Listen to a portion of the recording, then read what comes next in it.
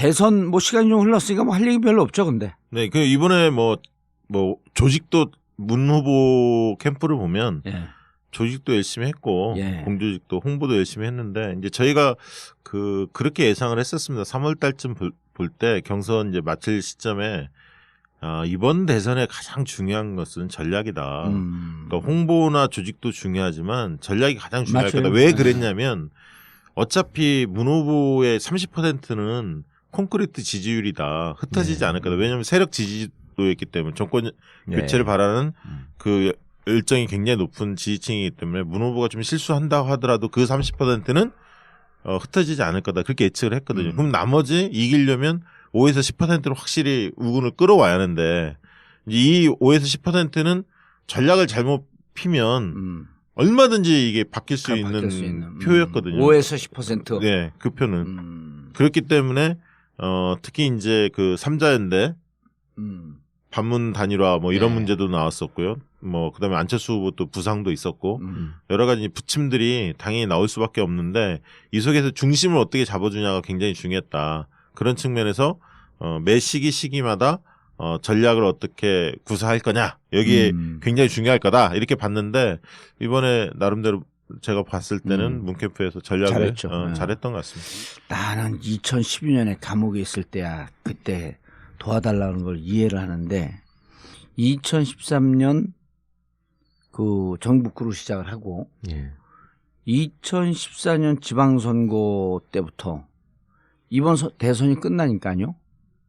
한 두세 명이 또 전화 와요. 다음 대선은 자기를 도와달라고. 그래 속으로 나는 평생 니들 도우려고 사는 인간이냐. 아니 그리고 난 정치도 못하잖아 지금. 근데 그전은 그런 생각을 안 했었거든. 근데 이제 계속 뭐 2014년서부터 전화 오면 좀 씁쓸하더라고. 난 정치도 못하고 그러는데 지난번에 그 2016년에 공천에서 떨어진 사람들 컷오프 된 사람들 날 잡고 하소연하는 거예요. 근데 이번에도 대선 끝나자마자 다음에는 저를 좀 도와주십시오. 지방선거 광역단체장인가요? 아니 2022년 다음 대선에서 대선을 도와달라. 대선? 오. 아 그래요? 다음 대선에서 저를 도와주십시오. 그래갖고 내가. 그럴 만한 얘기는 할 만한 체급이 되는 사람들이 그래요? 그렇죠. 그런 사람이에요. 예. 제가 오늘 또 손학규네 그러면. 김종인. 안철수 후보가 바로 뭐 또 대선 그 3수에 도전하겠다. 뭐 이렇게 선언을 했잖아요. 실질적으로 본다면. 그래서 너무 이게 빠른 게 아닌가. 물론 이제 당을 좀 추스려야 할 그런 어떤 필요성 때문에 하신 것 같긴 한데 이제 그래서 이게 좀 적절하지 않다. 이게 좀 앞으로 또 누구를 밀어야 할지 고민스럽다 이렇게 페이스북에 글을 올렸더니 이제 본인들 우리 그 저기 패친들이 생각하는 차기 주자들 선호하는 사람들 쭉 썼더라고요. 거기에 봉도사님은 이름은 없어. 애석하게도 아직은 누가 있었어요? 저는 거기 해있죠. 보니까 조국 교수도 나오고요. 그다음에 뭐 표창원 뭐 많던데요. 그 박주민 그다음에 뭐 또 나는 이제 방송인으로 아는 거지 사람들이. 방송인으로 아는 거지. 아 김경수도 있었고요. 아니 호남의 송영길 뭐 조국 많더라고요. 교수 얘기를 많이들 하더라고. 아 임종석도 있었고. 조국 교수를 조국 수석을 문재인이 자기하고 똑같은 길로 가기 위해서 키우는 거 아니냐. 내 친구도 그런 얘기 하나 있더라고. 아니 많아요 그 얘기가. 글쎄요. 조국 교수가 대권에 입문하는 거냐고 저한테 물어봐서 그게 뭔 소리야? 그랬더니 노무현의 첫 번째 민정수석이 대통령이 됐는데 그 기사가 많이 나왔죠. 문재인 그 기사로도 나왔어요? 기사도 나왔어요. 그래요? 기사가 많이 나왔어. 난 그런 기사가 눈에 띄어. 경쟁자라? 아니 난 방송인이라니까. 자, 지금 파격 인사 조직 이렇게 얘기 나오는데 자 언론에 나오지 않은 얘기들을 해줘야 될 거 아니에요. 정리를 좀 해줘야 돼. 조직 먼저 얘기해야죠. 뭐 조직이야 뭐 박근혜 정부 이명박 정부 때를 거치면서 그 전에 노무현 정부가 잘 만들어놓은 시스템을 사실은 망가뜨리고 많이 했잖아요. 그 대표적인 게 이제 그 NSC 같은 시스템 아니에요? 국정상황실도 비슷한 것 같고. 그러니까 안보실하고 정책실이라고 하는 것이 노무현 정부 때는 상당히 중요한 역할을 하고 실제로 비서실장하고 대등한 위치에서 국정을 서로 토론하고 이랬던 것 같은데 그게 그 안보실은 남았지만 정책실이라는 건 아예 없었죠. 박근혜 때. 예. 그죠? 네. 그러니까 이제 정책실을 신설한다는 얘기 같고 안보실의 위상이나 기능 같은 것도 훨씬 더 실질화해가지고 이제 진짜로 위기 관리나 그 대응 같은 걸 할 수 있게 이제 개편을 한다는 얘기 같은데 결국은 참여정부 시즌 2가 시작되는 거라고 봐야 될 것 같고 그때 이제 시스템을 만들고 또 시행하면서 겪었던 시행착오가 예. 이번에는 이제 다시 반복되지 않도록 진짜로 경험을 해가지고 만들어내고 있다라는 느낌이 좀 많이 있더라고요. 그리고 예전에 이제 그 민정 1, 민정 2, 그러니까 민정수석실만 놓고 보자면 그 노무현 정부 초반에는 민정 1, 민정 2, 공직기강, 법무비서관 뭐 이런 식으로 했었는데 또 이제 사정비서관이라고 할 때도 있었고요. 예. 근데 이제 그거를 사정비서관이라는 게 원래 공직자 감찰하고 뭐 비리 같은 거 있으면 이제 처벌하고 이러는 데인데 그쪽이 반부패 비서관이라고 이름을 바꿔서 이번에 예. 그 박형철 변호사가 임명이 된 것이고. 박 누구요? 박형철. 박형철. 예. 중앙지검 공공형사부장 출신이고 그 국정원 댓글 사건 윤석열 팀장, 밑에. 박형철 부팀장. 아하. 그러다가 이제 계속 박형철. 예. 예. 고검으로 2번 연속 좌천 인사를 당하고 사표를 내고 나온. 이거는 보복 인사를 당한 거죠 그때. 그렇습니다. 예. 그 박근혜 정부에서 보복 인사를 당한. 예. 서울대 87학번인데 예. 박형철 비서관이 조국 교수하고는 박경철이 형철이에요. 형철입니다. 박형철. 예. 개인적인 인연은 전혀 없어요. 개인적인 인연이 전혀 없는데 처음 비서관으로 뽑혔다라는 점에 대해서 좀 주목하실 필요가 있는 것 같습니다. 아 이게 민정수석 밑에 있는 건가요? 그럼요. 민정수석 밑에 지금 현재 직제로 새로 만들어진 게 민정 수석 이제 민정수석 밑에 선임 비서관이 민정이 될 것 같고요. 예. 그 다음이 반부패, 그 다음이 공직기강, 그 다음이 법무. 야, 이 민정 엄청 센 거네. 민정이 파워가 세졌죠. 더 세진 거예요? 예, 예. 과거보다 더 세진 거죠. 오. 과거에도 물론 비서관실은 4개 있었습니다. 예. 근데 이제 실질적으로 참여정부 때 그 왕수석이라고 해서 그 당시에 이제 문재인 수석이 예, 민정수석이었고. 민정수석이었죠. 그런데 이제 그때보다도 왜 국민들이 민정수석을 크게 보냐면 우병우 때문에 그런 그렇죠. 거죠. 검찰개혁 때문에. 그러니까 우병우 사태를 이렇게 겪으면서 야, 저 정도로 막강한가? 민정수석이라는 게? 아, 이걸 처음으로 느낀 거예요, 사실. 아니, 참여정부 때 내가 그랬잖아요. 전해철 동지가 민정수석 할 때. 민정수석 할 때 난 민정수석이 뭐 하는 자리가 힘이 하나도 없는 거. 근데 우병우 할 때 보니까 아니 이거 이렇게 힘 있는 거를 우리 전해철 동지는 왜 그렇게? 그러니까 예전에는 정치인들이 제일 선호하는 게 정무수석이었잖아요. 정무수석이었죠. 1번이었고 그 다음에 이제 민정하고 인사수석. 왜냐하면 인사 문제가 걸려 있으니까 그게 네. 이제 관심이었는데 아까 이제 최 변호사님 말씀하셨듯이 이게 사실은 참여정부하고 노무현 정부하고 지금 문재인 정부의 청와대 그 비서진 이 얼개 조직 구성은 유사면이 많이 있습니다. 예. 그런데 좀 달라진 것만 몇 가지 보면 아까 말씀하셨듯이 일단 정책실이 부활한 거예요. 예. 그 박근혜 이명박 정부에 없어졌던 정책실이 부활을 했는데 중요한 거는 뭐냐면 과거의 참여정부 때는 정책실이 주로 부처에서 하는 일들을 보고받고 지시하고 부처하고 연관된 일을 많이 했어요. 예. 정부 부처하고. 근데 이번에는 그렇게 하는 게 아니라 삼실 체제가 된 거 아니에요 이번에는? 그렇죠. 경호실까지 하면 사실이 된 거죠. 비서실, 정책실, 예. 안보실, 국가안보실, 국가안보실, 경호실. 경호실을 일단 빼고. 예, 그렇게 하면 3실인데요. 과거에 비해서 국가안보실이 강화됐죠. 예. 과거 노무현 정부 때는 통일외교 안보정책실장이라 해서 안보정책실장이었지만 산하의 비서관실이나 이렇게 역할이 그렇게 크진 않았는데 이번에는 이제 NSC, 통일외교, 국방 이런 거를 다 합쳐서 상당히 이제 비중을 뒀고요. 예. 국가안보실장이라는 국가안보실장. 정책실 중에서는 아까 이제 부처를 관리하고 이렇게 조율하는 기능보다는 내각의 자율성을 보장한 거예요. 총리에 대한 권한을 확실히 부여했고 총리가 장관을 제청할 수 있는 권한을 명시적으로 인정한 거죠. 예, 장관이 또 차관을 임명하게끔 해서 내각의 자율성을 보장하는 대신에 대통령이 이번 선거 과정에서 중요하게 내세웠던 어젠다들이 몇 가지 있습니다. 예를 들면 뭐 사회적 경제라든가 주택 문제, 주택 도시 비서관이라든가 일자리, 그다음에 균형 발전 비서관 이런 식으로 대통령이 중요시하는 비서관실들을 새로 신설을 했어요. 예. 부처 관장이 아니라. 그래서 어젠다 중심으로 좀 바뀌었다는 거하고 정무수석이 과거에 MB 때는 정무수석이 있으면서도 정무장관을 특임장관을 뒀었습니다. 이재호 기억나시겠지만 주호영 뭐 이런 사람이었고 박근혜 정부 때도 정무수석이 있었는데 과거 참여정부 때는 노무현 정부 때는 정무수석이 없었어요. 그냥 정무비서관이었어요. 정무비서관. 아 정무수석이 없었어요? 없었습니다. 유인태 수석 하지 않았어요? 정무수석? 아 유인태 수석이 있고 난 다음에 네. 이게 이제 바뀌었을 겁니다. 바뀌어갖고 정무팀으로 비서실장 산하로 들어가면서 정무비서관, 정무기획비서관을 힘을 뺐어요.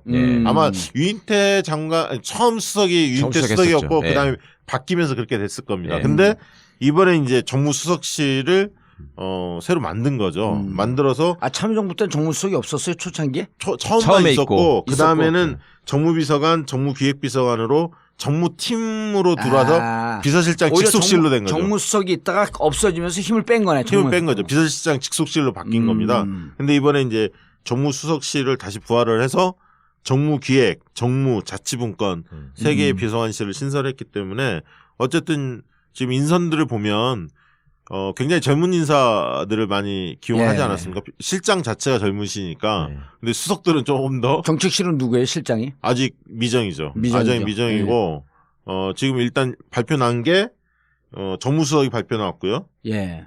전병헌. 삼선 의원이죠. 그다음 민정수석 조국 교수. 그다음에 사회혁신수석 하승창. 하승창. 예. 그다음에 국민소통 서울시 정무부시장 했었죠. 예. 그렇죠. 그다음에 국민소통수석이 그 윤영찬인가요? 예, 그 윤영찬. 네이버 부사장. 부사장 하셨던 인사수석이 조현옥 수석.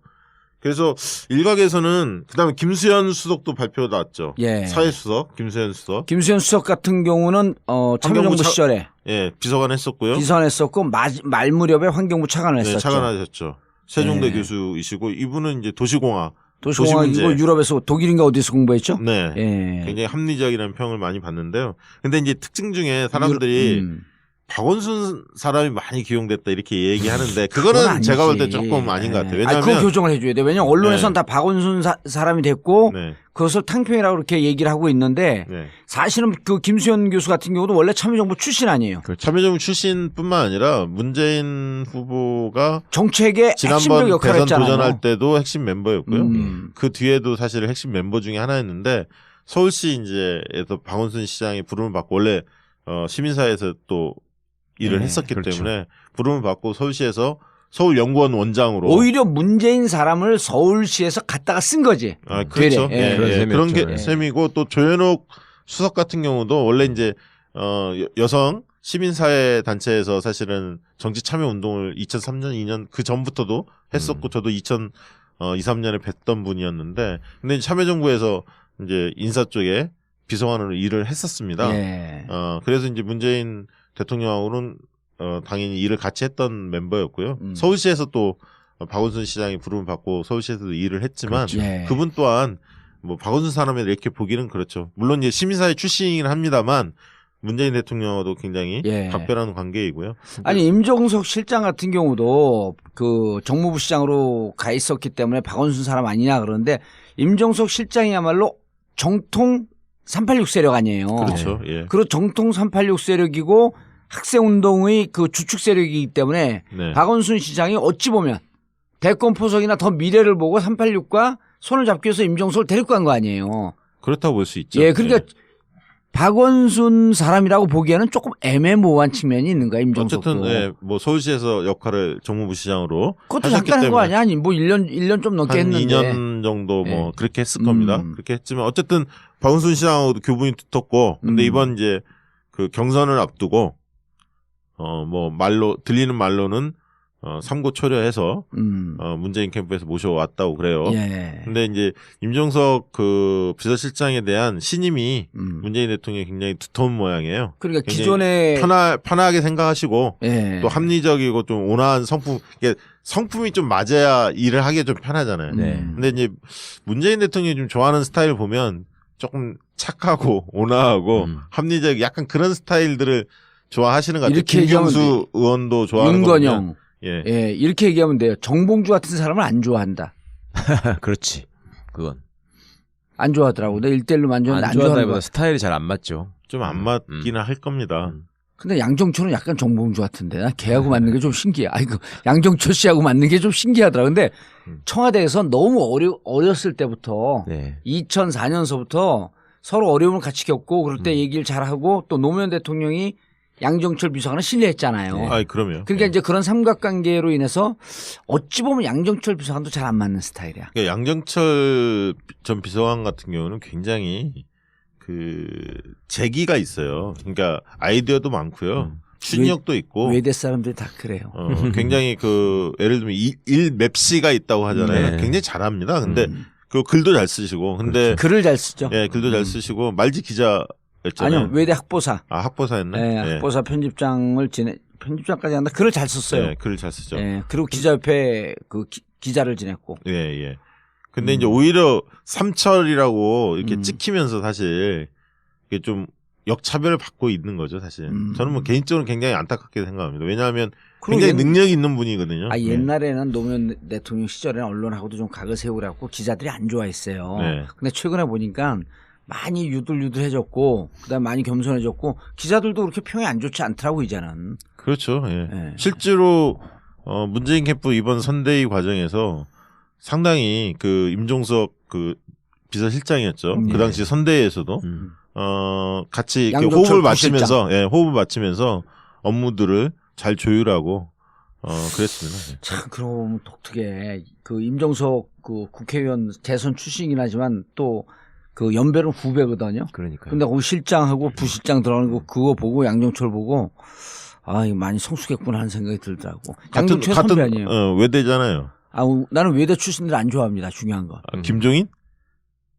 뿐만 아니라 외대 출신, 난 외대 출신임을 예. 부정하고 살아요. 아, 그래요? 가만히 있으면 사람들이 서울대로 인정해 주는데 왜 외대라고 강조를 해, 김종인처럼. 외대 훌륭한 분 이번에 많죠. 인사 발표나는 것들을 보니까 청와대 수석들 같은 경우에 저는 특징적으로 느끼는 게 이제 다들 비서실장보다 나이가 많아요. 경력이나 경륜 면에서 또 처지지 않는 분들이고, 그러니까 과거에 뭐 김기춘이 비서실장 하면서 막 거의 대통령을 대신해서 모든 걸 휘두르던 예. 그런 거는 이제 확실히 없어질 것 같다. 그러니까 비서실장이라는 자리 자체도 정말 이름에 맞는 그냥 비서실장, 실무형 비서실장의 역할을 하면 되는 것 같고, 그다음에 수석들이 이제 각자 전문 분야에서 말하자면 대통령 공약을 중심으로 그 정책을 실현하기 위한 역할을 할 것 같다라는 게 많이 보여지더라고요. 그러니까 네.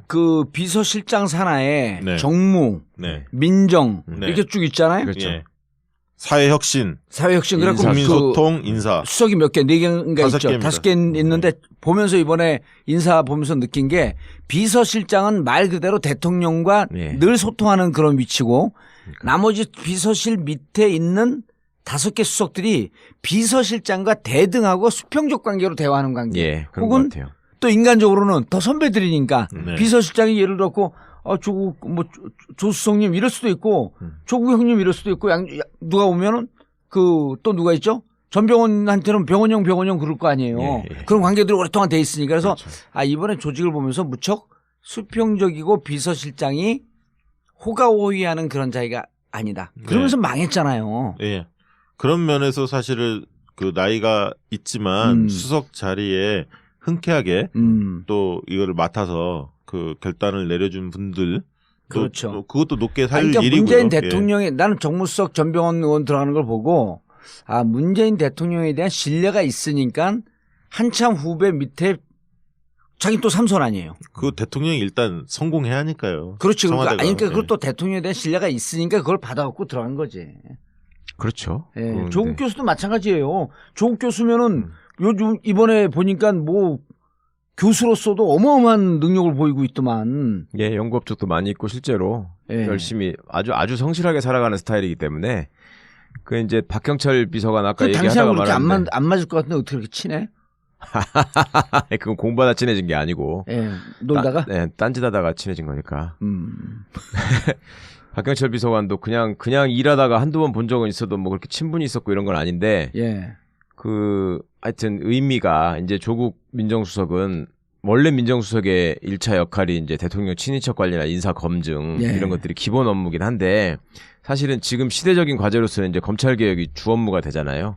그러면 여기는 이제 학자이자 이론가로서 그 부분에 대한 확실한 일머리를 잡아가지고 이제 일을 해 나가야 될 것이고 예. 그거 외에 한편으로 그간에 이제 무너져 있던 검찰의 어떤 신뢰. 위상이나 모습, 신뢰 이런 부분들을 또 해 나가고 그 비리 같은 거를 또 확실하게 또 통제를 해야 되니까 그래서 지금 박경철 비서관이 예. 필요하다. 예. 그 부분은 아주 절묘하게 인선을 잘한 것 같아요, 진짜. 검찰에서도 박형철 비서관에 대해서 아무런 비토가 없고 아주 잘 됐다. 그래요? 예.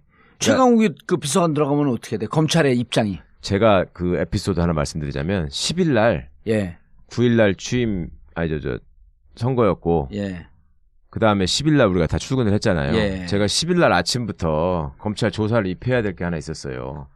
그러다가 점심시간 넘어가고 하면서 이제 제일 먼저 봉도사님이 저한테 전화를 하셨고 가지 마라. 아니 뭐 조국 민정수석 얘기가 나온다. 그래서 제가 전화를 받았었잖아요. 그때 하도 전화를 한 번 하다가 원래 안 되면 많은데 계속 전화를 하시길래 뭐 급한 일인가 보다 해서 나가서 받았어. 그랬더니 조국 민정수석 얘기가 나오는데 그래서 그럴 수는 있겠다 싶었지만 저하고 뭐 사전에 제가 얘기를 들었거나 한 건 없었기 때문에 그러냐고 하고 있었더니 계속 온 데서 막 전화 문자가 막 오는데 그러니까 이제 조국이 확실히 수락을 하느냐 정말 가는 거냐 이런 걸 확인하고 싶었던 사람들이 많더라고요. 근데 그러고 나서 오후에 이제 뭐 내정설 이런 것들이 보도가 되길래 제가 조사하던 검사한테 젊은 친구예요.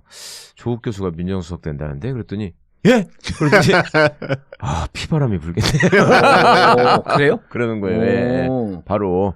그러니까 원래 오전까지만 해도 신현수 변호사가 전에 그렇죠. 노무현 정부 때 사정비서관 출신인 신현수 변호사가 할 거다라는 보도가 나오다가 올랐었지. 갑자기 바뀐 거잖아요. 그러니까 그러고 나더니 이제 저녁 때쯤 조사가 끝났어요. 그러니까 이제 지가 막 찾아보는 거야. 그러더니 뭐 확정이 아니라는데요? 아니라고 했다는데요. 그러면서 뭔가 이제 조국이 아니었으면 하는 희망을 그런 거였지. 그리고 이제 전화가 왔잖아. 조국 거의 결정되고 난 다음에 당신 비서관으로 부르지 않았냐? 들어가는 거 아니냐? 그런 전화 안 받았어요? 그런 전화 엄청 왔죠. 그러니까 뭐 같이 당연히 가야 되는 거 아니냐부터 시작해서 무슨 뭐 조국이 민정수석이면 같이 가는 게 맞는 것 같다부터 가면 절대 안 된다고 하는 사람까지. 전국 거 어떻게 해요? 최강욱 변호사가 민정비서관으로 들어가면 전국구는 그날로 접습니다. 할 수가 없어. 시중에 알려주신 것처럼 그렇게 되지 않을 겁니다. 그래서 지금 갈 가능성이 내가 보니까 90%인데 아니라니까요. 그래서 오해하지 마셔야 돼요. 만약에 전국구가 접으면 최강욱 변호사 민정비서관으로 가기 때문에 접는 거지. 엄한 댓글이 뭐 이제 공중파 들어가고 종편 들어가니까 전국구를 무슨 무시한다는 둥 불성실하게 한다는 둥 업데이트 하루 미룬 거야 하루.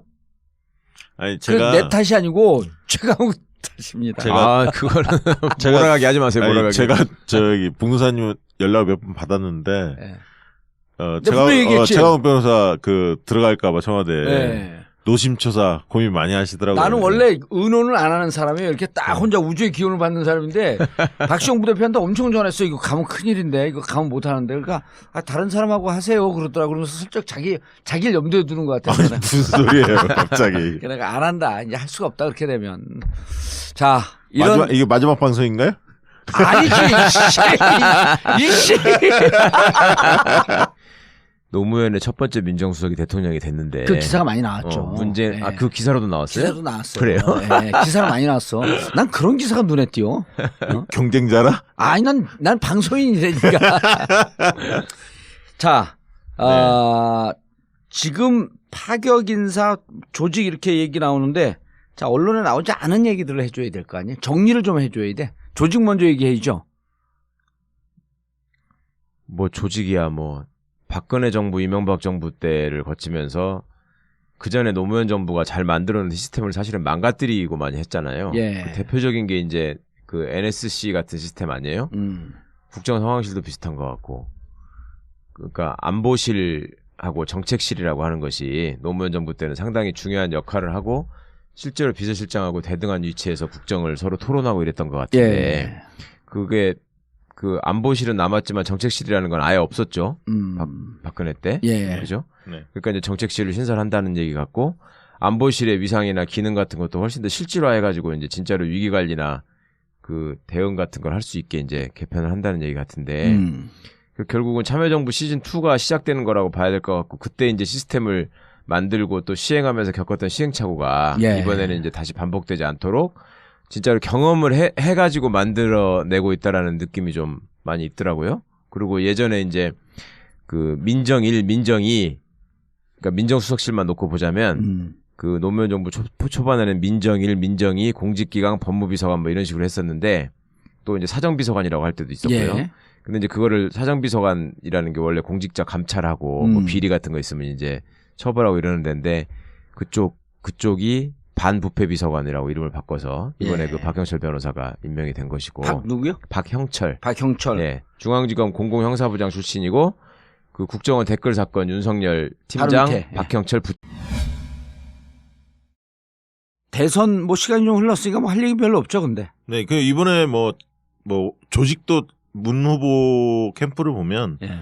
조직도 열심히 했고 예. 공조직도 홍보도 열심히 했는데 이제 저희가 그렇게 예상을 했었습니다. 3월 달쯤 볼 때 경선 이제 마칠 시점에 이번 대선의 가장 중요한 것은 전략이다. 그러니까 홍보나 조직도 중요하지만 전략이 가장 중요할 맞아요. 거다. 왜 그랬냐면 어차피 문 후보의 30%는 콘크리트 지지율이다. 흩어지지 않을 거다. 왜냐하면 세력 지지도였기 때문에 정권 교체를 바라는 그 열정이 굉장히 높은 지지층이기 때문에 문 후보가 좀 실수한다고 하더라도 그 30%는 흩어지지 않을 거다. 그렇게 예측을 했거든요. 그럼 나머지 이기려면 5에서 10%로 확실히 우군을 끌어와야 하는데 이 5에서 10%는 전략을 잘못 피면 얼마든지 이게 바뀔 수 있는 표였거든요. 5에서 10%. 네, 그 표는. 그렇기 때문에 특히 이제 그 3자연대 반문 단일화 뭐 이런 문제도 나왔었고요. 뭐 그다음에 안철수 후보 또 부상도 있었고 여러 가지 부침들이 당연히 나올 수밖에 없는데 이 속에서 중심을 어떻게 잡아주냐가 굉장히 중요했다. 그런 측면에서 매 시기마다 전략을 어떻게 구사할 거냐 여기에 굉장히 중요할 거다 이렇게 봤는데 이번에 나름대로 제가 봤을 때는 문캠프에서 전략을 잘했던 것 같습니다. 나는 2012년에 감옥에 있을 때야 그때 도와달라는 걸 이해를 하는데 2013년 그 정북구로 시작을 하고 2014년 지방선거 때부터 이번 대선이 끝나니까요. 한 두세 명이 또 전화 와요. 다음 대선은 자기를 도와달라고. 그래서 나는 평생 니들 도우려고 사는 인간이냐. 아니 그리고 난 정치도 못하잖아 지금. 근데 팀장 그러다가 이제 계속 박형철. 고검으로 2번 연속 좌천 인사를 당하고 사표를 내고 나온. 이거는 보복 인사를 당한 거죠 그때. 그렇습니다. 예. 그 박근혜 정부에서 보복 인사를 당한. 예. 서울대 87학번인데 박형철 비서관이 조국 교수하고는 형철입니다. 박형철. 예. 개인적인 인연은 전혀 없어요. 개인적인 인연이 전혀 없는데 처음 비서관으로 뽑혔다라는 점에 대해서 좀 주목하실 필요가 있는 것 같습니다. 아 이게 민정수석 밑에 있는 건가요? 그럼요. 민정수석 밑에 지금 현재 직제로 새로 만들어진 게 민정 수석 이제 민정수석 밑에 선임 비서관이 민정이 될 것 같고요. 그 다음이 반부패, 그 다음이 공직기강, 그 다음이 법무.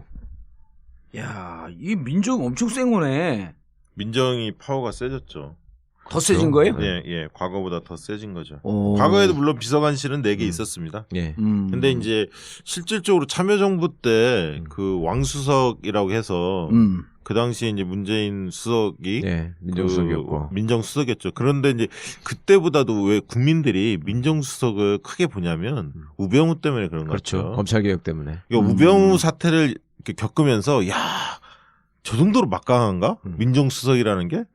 이걸 처음으로 느낀 거예요, 사실. 그렇죠. 참여정부 때 내가 그랬잖아요. 전해철 동지가 민정수석 할 때. 민정수석 할 때 난 민정수석이 뭐 하는 자리가 힘이 하나도 없는 거. 근데 우병우 할 때 보니까 아니 이거 이렇게 힘 있는 거를 우리 전해철 동지는 왜 그렇게? 그러니까 예전에는 정치인들이 제일 선호하는 게 정무수석이었잖아요. 정무수석이었죠. 1번이었고 그 다음에 이제 민정하고 인사수석.